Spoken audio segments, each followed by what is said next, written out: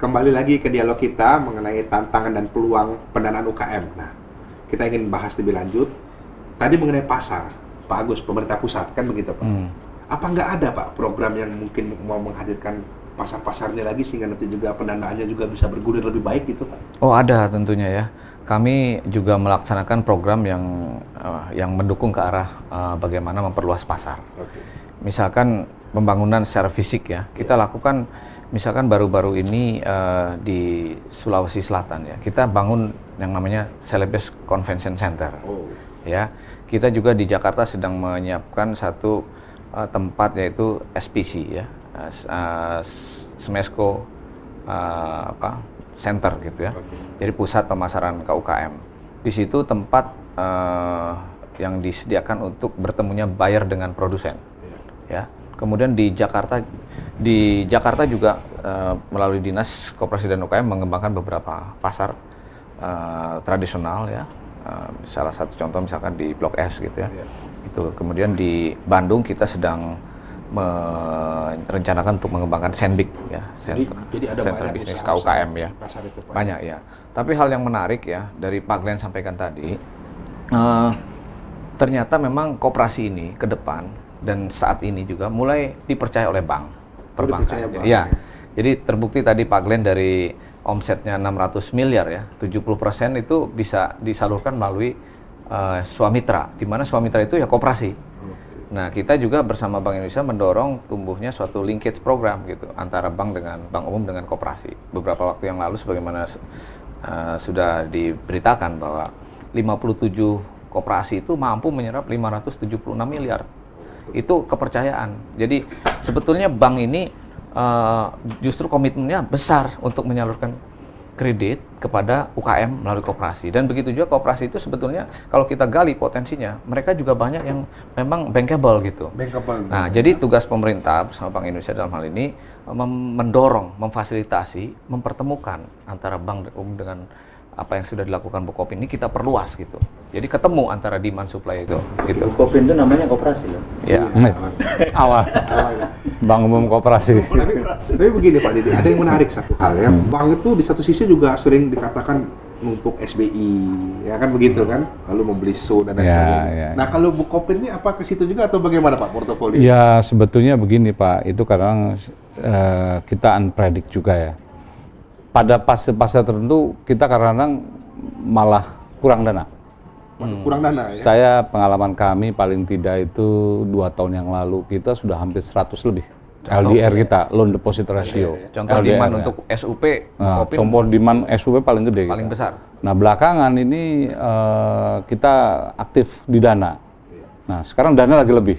Berlebihan. Jadi memang kadang-kadang ngatur itu ada fluktuasinya. Tapi paling tidak koridornya kan 60-70% udah bagus lah. Kami sendiri posisinya sekarang mendekati 70%. Artinya sudah menuju. Kalau misalnya sekarang ada yang UKM, baik itu yang UKM mikro ataupun yang tadi 2,5 miliar atau mungkin di bawah 10 miliar tuh, apa yang mesti mereka lakukan Pak supaya mereka bisa menjadi tumbuh dan lebih bankable lagi ke depannya Pak?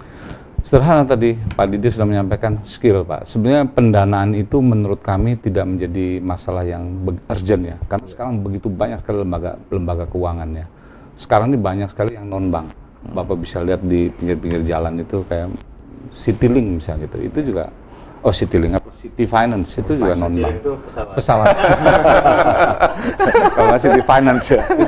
Ya, itu juga sebetulnya lembaga tapi bukan bank. Banyak sekali Pak. Dan kalau mau ngomong Pak, sebetulnya kalau untuk mikro, kita sering nyebut apa money lender, rentenir. Rentenir ya. Itu tumbuh. Tengkulak. Itu tumbuh Pak. Tetapi persoalan UKM itu tidak hanya berhenti di modal. Tadi skill, manajemen, pemasaran itu sangat-sangat terkait. Jadi memang betul interpretasi nggak bisa dipisah-pisah gitu, nggak bisa. Satu paket. Jadi pemirsa tadi dikatakan memang benar bahwa skill, manajemen, pendanaan dan pasar tuh satu paket gitu ya. Nah, Pak Didi sekarang, apa yang mesti dilakukan UKM Pak supaya mereka bisa terjamah oleh berbagai program ini? Mungkin ada UKM yang mengeluh, itu hanya program-program angin surga saja saya. Yang bedanya yang UKM bisa jadi menengah, jadi besar, itu cuma satu, entrepreneurship. Entrepreneurship dan skill tadi itu. Kalau tidak itu tidak bisa. Memang di negara maju nanti akan terseleksi Jadi yang tidak bisa, kalau sudah banyak yang menengah dan besar, maka yang menyerap tenaga kerja itu akan banyak.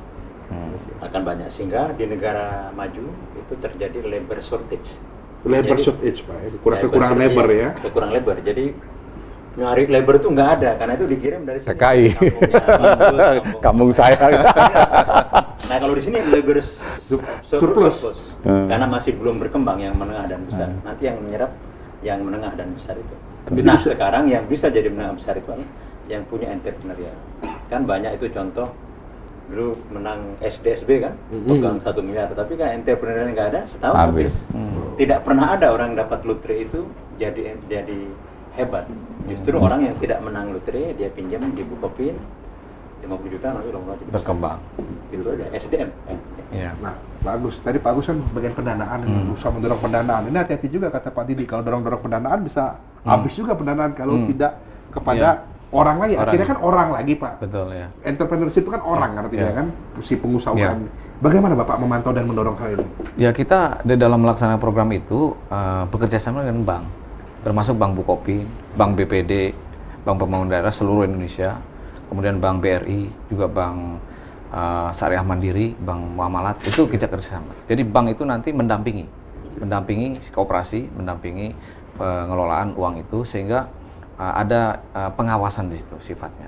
Dan dia setelah nanti berkinerja baik, dia langsung dihantarkan oleh kita itu ke bank, ke market yang lebih bebas, lebih kompetitif begitu. Jadi Bapak, itulah strategi kita, bahwa pertama kita suntik dengan revolving fund, setelah itu kita kerjasama dengan bank itu di dalam pelaksanaan program itu, kemudian setelah itu mereka diarahkan untuk langsung memperoleh dana dari pihak luar itu melalui market, melalui pasar, yaitu melalui bank antara lain, dengan satu program yang namanya antara lain misalkan linkage program tadi. Ya. Pak Glenn, sekarang kalau ada yang nonton, tiba-tiba dia ingin dana, bisa nggak ke Bukopin ini Pak? Oh silakan. Syaratnya gimana Pak? Berat Pak? Enggak lah, kalau bank itu standar karena sudah ada yang ngatur sentral bank, Pak, Bank Indonesia ya. Artinya saya pikir semua persyaratan bank sama. Ada 3 hal yang selalu didengungkan oleh peraturan Bank Indonesia, bahwa menilai sebuah 3 pilar yang harus dinilai oleh bank itu adalah pertama kemampuan membayar, kemudian laporan keuangan, kemudian satunya itu prospek usaha. 3 hal itu saja.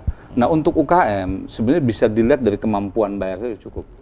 Yang 500 juta ke bawah. Artinya Bapak dagang apa sih, dikasih berapa sih, cukup. Ya tentunya legalitas pasti ada Pak, karena itu menyangkut hukum yang perdatanya nanti.